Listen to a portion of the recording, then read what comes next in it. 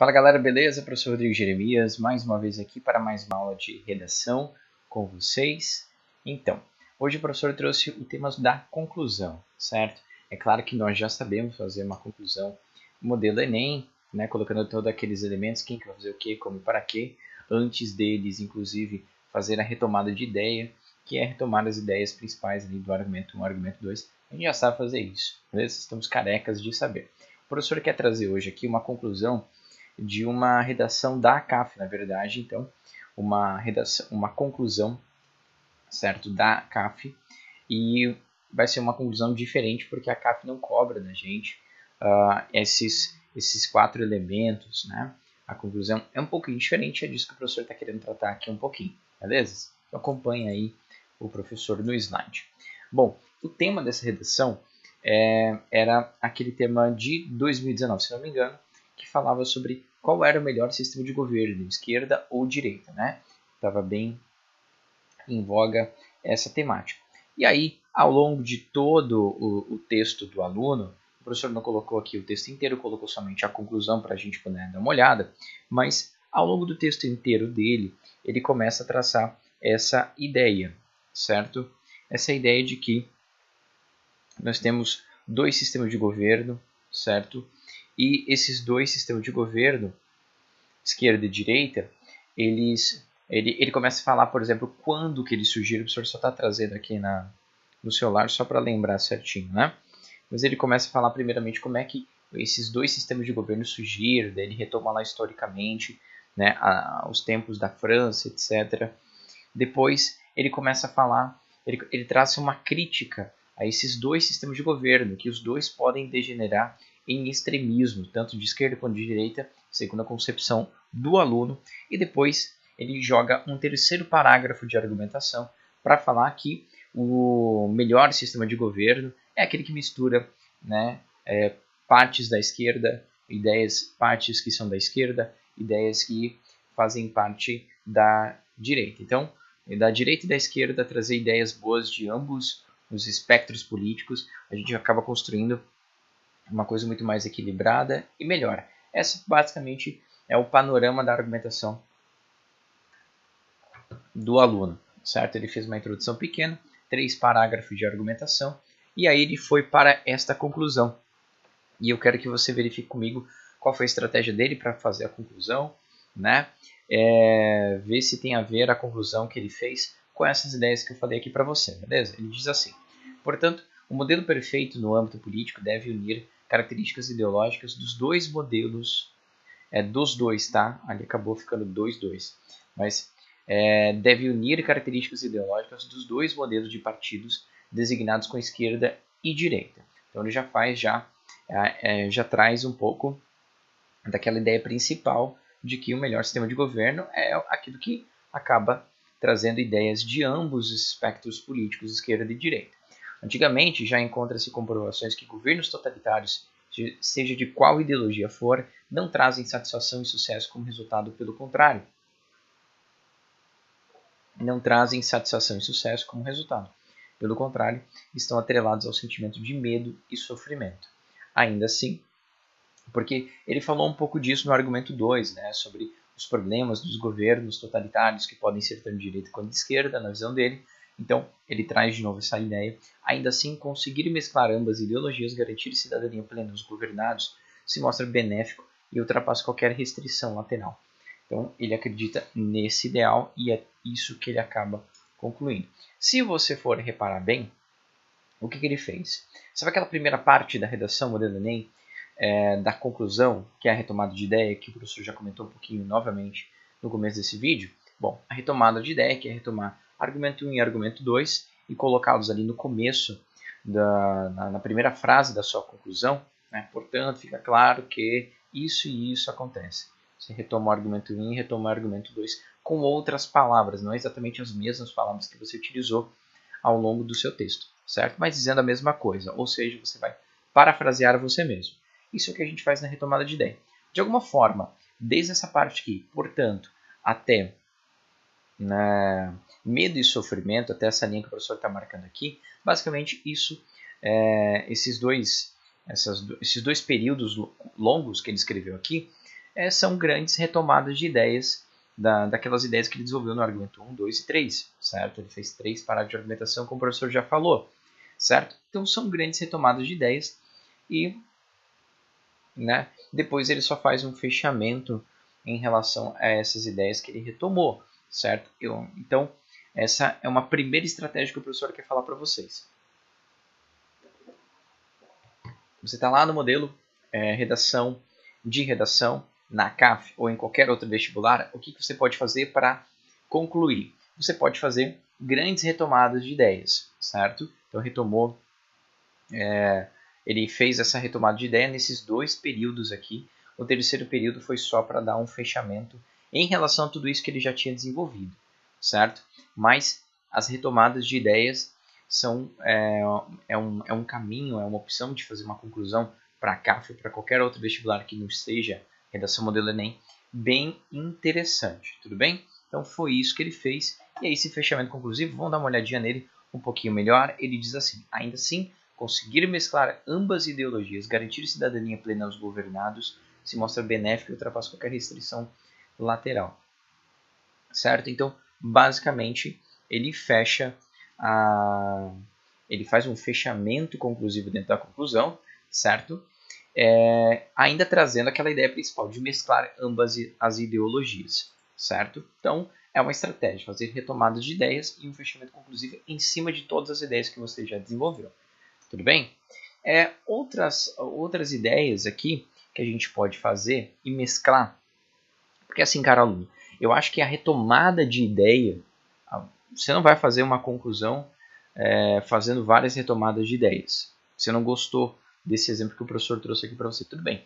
Mas fazer uma primeira frase, pelo menos, retomando de um modo geral as ideias que você desenvolveu, né, é sempre bom começar assim.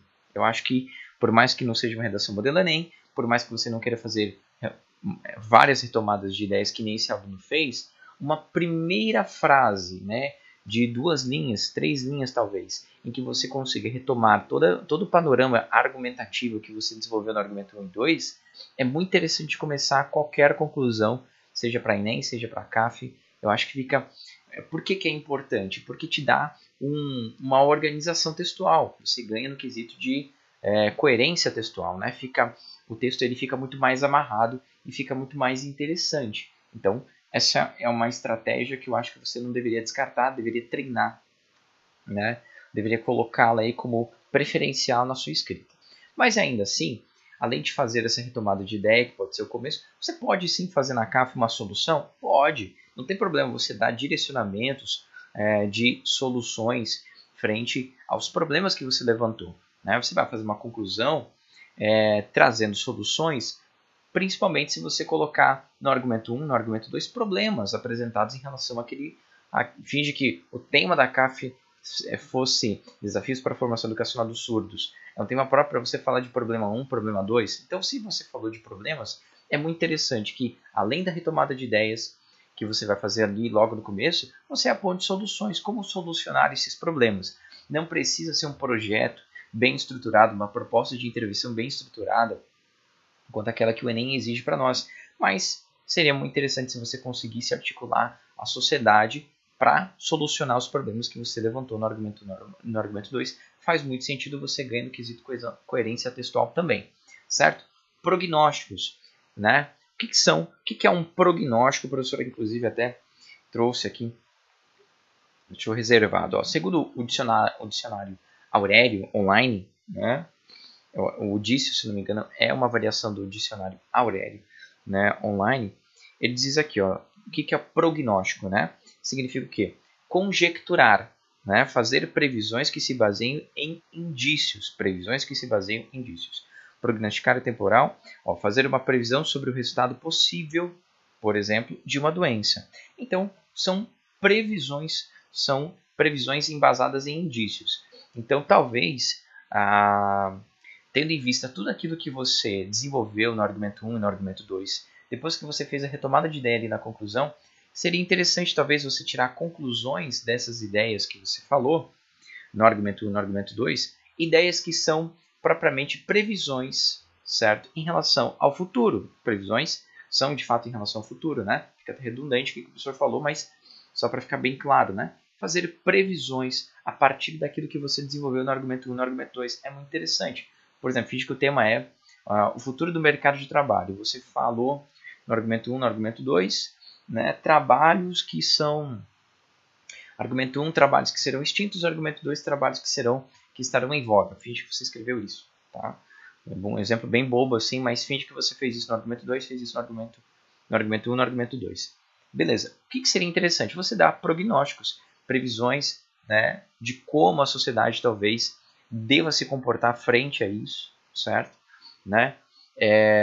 Sei lá, cursos de especializações, o governo, o que ele deve incentivar, sei lá, para os seus cidadãos, cursos que ele deve fomentar em faculdades públicas, para que esses cidadãos estejam gabaritados a lidar com o futuro, com o mundo, né?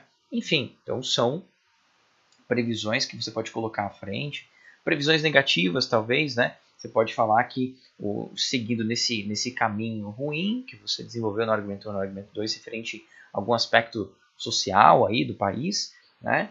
A previsão é que, você não vai escrever previsão, mas a previsão é que, né, nós tenhamos ainda, sei lá, baixos resultados em educação, com isso a nossa posição econômica ainda continuará, né, também não entre os países mais desenvolvidos, justamente por conta desse déficit educacional. São previsões que você pode fazer também negativas. Então, previsões positivas, previsões negativas, coisas que devem ser feitas, certo? O diagnóstico propriamente também é uma outra possibilidade. O que é o diagnóstico? O diagnóstico é simplesmente você tirar, aí sim, propriamente são conclusões a partir daquilo que você desenvolveu, certo?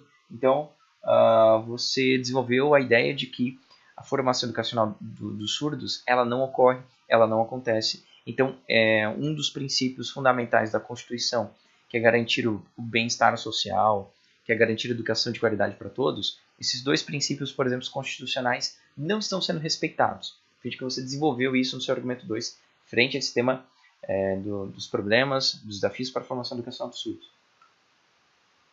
Bom, um diagnóstico é você demonstrar, né, você concluir que a cidadania não está sendo... uma conclusão lógica, né? Os princípios constitucionais que garantem cidadania aos indivíduos não estão sendo respeitados, então a nossa democracia, digamos assim, ela está fragmentada, ela sei lá, direcionada somente para uma parcela da população, não para todos. Então, de fato, não é uma democracia real, uma democracia que precisa ainda se desenvolver. Então, são conclusões que você pode tirar a partir das ideias que você desenvolveu. Sempre tudo estará relacionado com o restante do texto, certo? Sempre tudo estará, seja sua solução, prognósticos ou diagnósticos, eles sempre estarão relacionados com aquilo que você desenvolveu no argumento 1 e no argumento 2. Por isso que a gente ganha no quesito coerência textual. Não pode ser, a sua conclusão não pode estar separada de tudo aquilo que você desenvolveu no texto, certo? Você vai perder no quesito coerência textual. Então fica aqui essa dica rápida, essa dica básica, certo? Para que a gente possa também estar preparado.